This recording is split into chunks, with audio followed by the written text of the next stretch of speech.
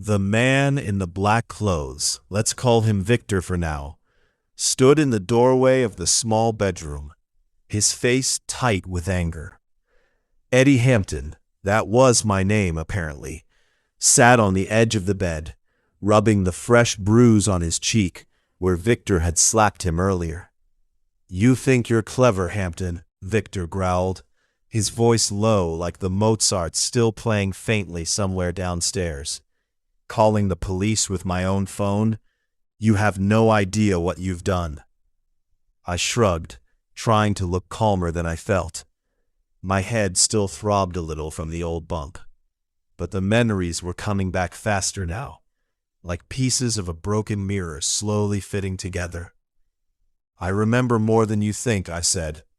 "The white Jaguar, the box they carried in, that Picasso on the floor upstairs, stolen from the Tate Gallery last year, wasn't it?" Victor's eyes narrowed.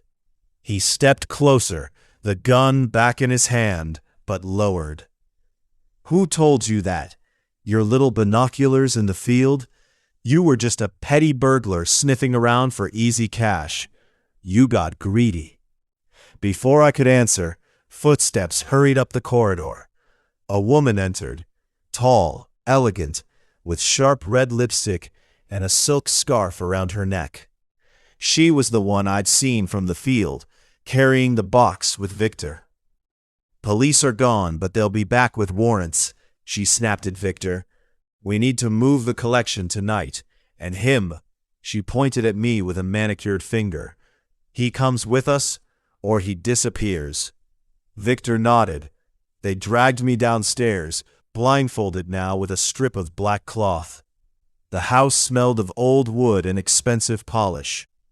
I could hear the Mozart record still spinning in the living room, the needle scratching softly at the end of the side. They pushed me into the back of the white Jaguar. The engine purred to life. As we drove, more memories flooded in. I wasn't a complete nobody.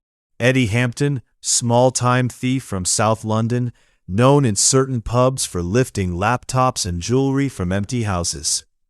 I'd heard rumors about a big art heist ring operating from old countryside mansions. Thought I could tip off the police anonymously, maybe score a reward. Instead, I'd been caught like an amateur. The car bumped along country roads for what felt like hours. My hands were tied, but loosely. I worked at the knots slowly, feeling the rough rope bite into my wrists. The woman, her name was Lena, I overheard, argued quietly with Victor in the front. "He's a liability. We should have finished him in the room." "Too messy," Victor replied. "Better to dump him somewhere far. Let the bump on his head look like an accident." Finally, the car stopped. They pulled me out into cold night air. I could smell pine trees and damp earth. When they removed the blindfold, I saw we were deep in a forest clearing. A small van waited there, already loaded with wrapped paintings. "Last chance, Eddie," Victor said, raising the gun. "Tell us exactly what you told the police." I smiled weakly. "Everything. The address, the Picasso, even the Mozart you play to calm your nerves after every job." Lena cursed. Victor stepped forward, but in that second, my hand slipped free. I lunged, grabbing his wrist. The gun fired wildly into the trees. Birds exploded upward in panic. I headbutted him hard, the same spot where he'd hit me days ago, and he dropped like a stone.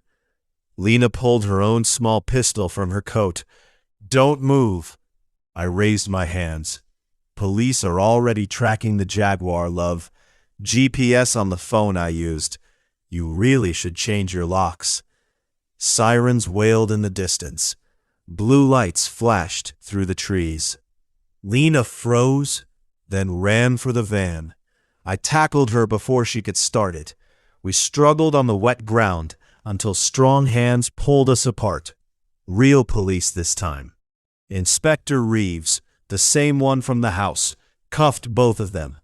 He looked at me and shook his head, half amused, half exasperated. Eddie Hampton, still causing trouble. You knew me the whole time? I asked, rubbing my sore wrists. Course I did. You've been on our radar for months. This time you actually helped. Those paintings are worth over 40 million. The Tate wants to thank you personally.